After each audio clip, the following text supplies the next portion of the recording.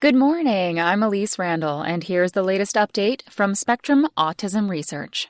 Training First Responders to Recognize Autism May Avert Tragedies by Viola Chung and Carol Weitzman. In 2016 in North Miami, Florida, a police officer's lack of knowledge about autism led to a shooting.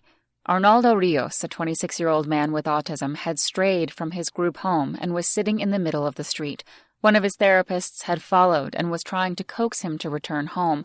A passerby alerted the police, and, mistaking the toy truck in Rios's hands for a gun, an officer fired. The bullet hit the therapist in the leg, and the incident so upset Rios that he began having trouble eating and sleeping, which led to him being moved from his group home to a psychiatric institution. Last July, a 14-year-old Arizona boy with autism named Connor Leibel was standing in a park awaiting his caregiver. Connor was playing with a piece of string, which he kept raising to his nose and sniffing. A police officer trained to recognize drug use noticed Connor from his patrol car. He pulled over and approached the boy. "What are you doing?" he asked. "I'm stimming," Connor replied, using the familiar slang for the repetitive movements that people with autism often make to calm themselves. The officer had no idea what Connor was talking about. "What?" he responded, and then, in a threatening tone, "Stop walking away from me." And, "You have any ID on you?" Connor turned away, his way of de-escalating the situation, but his reaction increased the officer's suspicions. He forced Connor to the ground and attempted to handcuff him while yelling at him not to move. The officer's body camera captured Connor's confusion, vulnerability, and attempts to calm himself. "I'm okay," he yelled over and over, and, "I need help." Connor was left with cuts, scrapes, an ankle injury, and a traumatic memory. Vulnerable population. About half of children with autism have a tendency to wander, making them vulnerable to injury or death, and likely to interact with police officers, firefighters, and ambulance crews. Yet individuals with autism have deficits in social communication and may respond adversely to being approached by a first responder. Their lack of communication or aggression may escalate the encounter. Children with sensory sensitivities may become overwhelmed by crowds, loud noises, physical contact, aggressive questioning, or abrupt changes in routine. So an emergency medical worker who asks questions to determine a person's needs or who tries to calm a person through touch may find that his efforts backfire. A person with autism may respond by yelling, running away, or even hitting and kicking. If first responders do not understand that the child has a neurodevelopmental condition, they may misinterpret the behavior as non-compliant or threatening. Instead of taking steps to reassure the child, they may intensify the child's distress either by being forceful or by taking misguided actions intended to be helpful.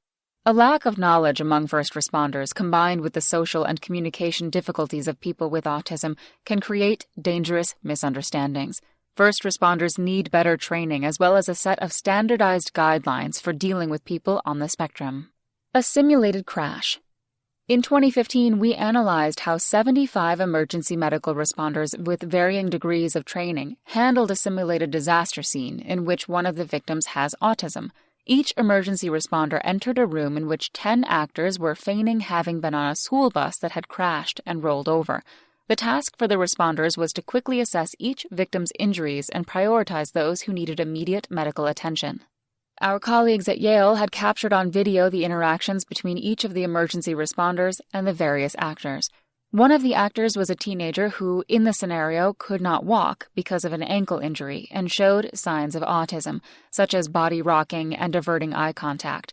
Our goal was to evaluate how well the emergency responders were equipped to deal with someone with a neurodevelopmental condition. We watched the videotaped scenes with 5 main criteria in mind. Did the emergency responders recognize that this teenager has autism or a similar condition? Did they attempt to reassure him?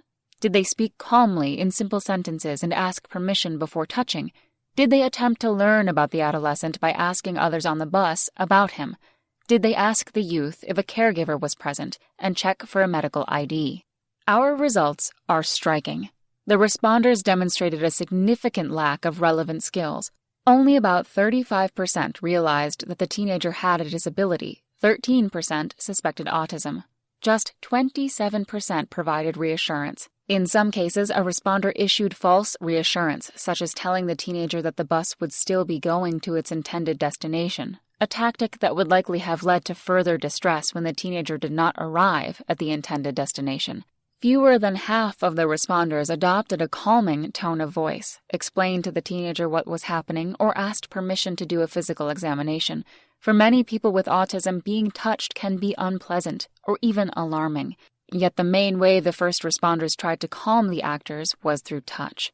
Only 11% of the first responders asked other victims for assistance communicating with the teenager who has autism, an important move when dealing with people who cannot clearly express themselves. None of the first responders in the study checked for medical identification. Sensitivity training. In our study, the emergency responders with a lot of experience did not demonstrate greater skill at tending to people with autism than those with less experience. This result suggests that ordinary on-the-job training is not enough. We propose that all police, fire, and ambulance workers receive training that familiarizes them with autism and provides strategies for de-escalating stressful interactions. At least 2 such programs already exist.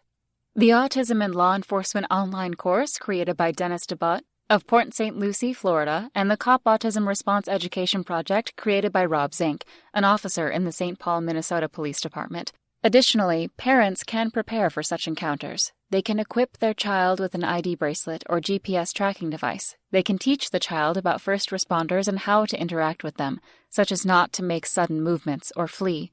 They may have their child carry laminated cards to hand out with phrases such as, "I have autism," and "I will be anxious in new situations or with new people." Families can also circulate to local police and fire departments an autism emergency plan. The plan should include the child's name, appearance, sensory and medical issues, places the child likes to visit, and favorite objects that may be used to de-escalate an encounter. Such measures may prevent police officers, emergency medical workers, and firefighters from acting aggressively when they encounter individuals with autism, such as Arnaldo Rios and Connor Leibel. First responders need to be prepared and equipped to help people with neurodevelopmental disabilities to ensure that encounters are safe and do not escalate. That's all for today. Check back next Monday for more content from Spectrum Autism Research, or go to spectrumnews.org.